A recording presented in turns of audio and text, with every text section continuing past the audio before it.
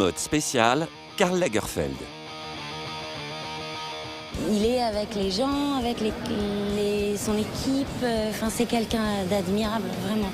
Vraiment, c'est hormis le fait que c'est la personne qui travaille le plus au monde et qui arrive toujours à se renouveler, qui arrive toujours à faire tellement de choses différentes. Je suis une grande fan de lui. Et de voir cet homme qui est Karl Lagerfeld et qu'après toutes ces années, il arrive à nous surprendre. Et du coup, de voir comme les secrets de tout dans la vie, c'est la passion. Et je crois que Karl Lagerfeld, c'est la passion. Regardez la vie de tous les jours, parce que ce qui est bien, c'est d'être habillé bien tout le temps. C'est pas, j'ai une soirée, je vais être chic et le reste du temps, c'est souillon. Non, je ne suis pas d'accord. Ah, l'amour des bons mots, vacheries et autres aphorismes. Depuis 1983, année où il intègre Chanel, Karl Lagerfeld n'avait jamais raté aucune fin de défilé. Jusqu'à ce jour de janvier 2019, où la mariée rejoint seule Virginie Viard, la directrice du studio. Un communiqué officiel évoque brièvement son état de fatigue. L'homme vit au présent, déteste le passé. Et pourtant, en 2017, il présente à l'Elbphilharmonie une collection centrée autour des métiers d'art qu'il vénère particulièrement. C'est un hommage à sa ville natale, Hambourg. Il y serait né en 1935, 33 ou 38. Certaines dates désertent sa mémoire, par coquetterie sans doute. Son père a fait fortune dans le négoce. Sa mère, une femme qui menait tout le monde à la baguette, l'élève pratiquement seule. Elle sera sa muse, son inspiratrice. En 2014, sous la voûte du Grand Palais, le fils prodigue reconstitue une rue de Paris prise d'assaut par des manifestantes. Ma mère était féministe, donc elle me disait quand j'avais 7-8 ans, les hommes, c'est pas très important. Si on n'est pas trop moche, on peut avoir un enfant avec n'importe quel homme. On me disait ça quand j'étais enfant. Résultat, Karl Lagerfeld est un pragmatique. Il comprend très tôt que pour vendre des collections, il faut concevoir les histoires qui vont avec.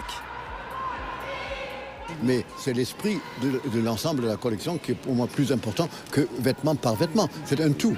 Tout va ensemble. La démonstration, la rue, les vêtements, tout, les fiches, tout. C'est un melting pot de propositions, d'idées et d'ambiance. Il y a toujours des grèves et des émeutes à Paris. Alors c'est comme dans la vraie vie.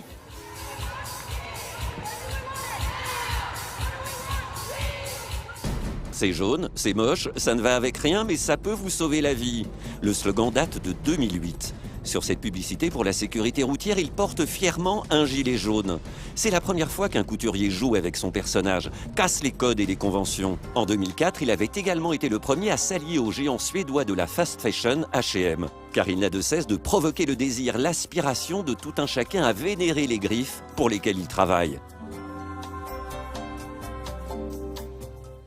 Chanel est une marque, il y en a d'autres aussi, qui vendent des rouges à lèvres, des parfums et tout, que c'est plus abordable que le prêt-à-porter.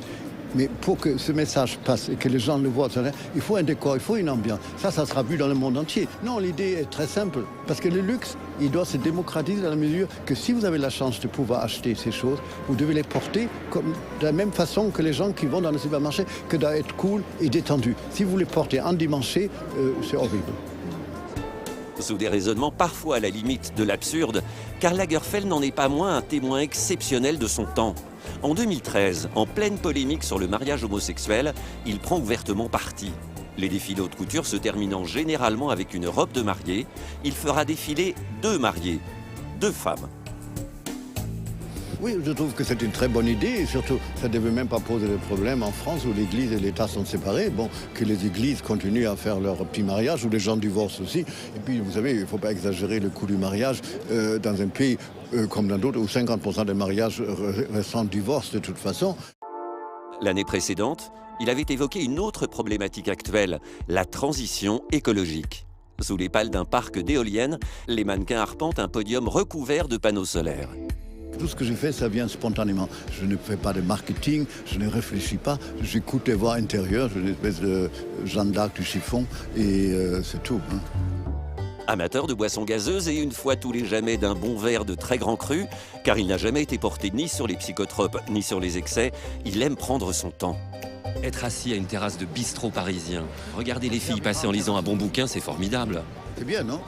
Mais c'est ce que je voulais. C'est très français parce que ça existe aussi en province. À Lyon, vous avez aussi les grandes brasseries et à Marseille aussi. Hein. Non, je voulais un truc contre le fameux French bashing que même les Français, ils tapent sur la France et tout.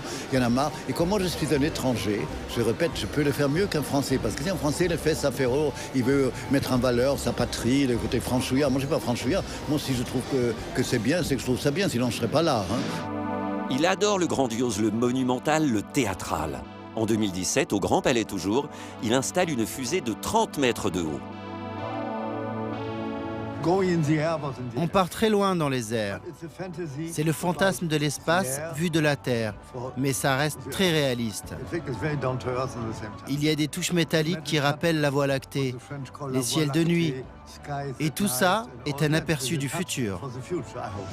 Karl Lagerfeld, styliste génial, dessinateur hors pair, habile photographe, est devenu, en plus de 60 décennies de mode, le couturier le plus connu et reconnu du monde.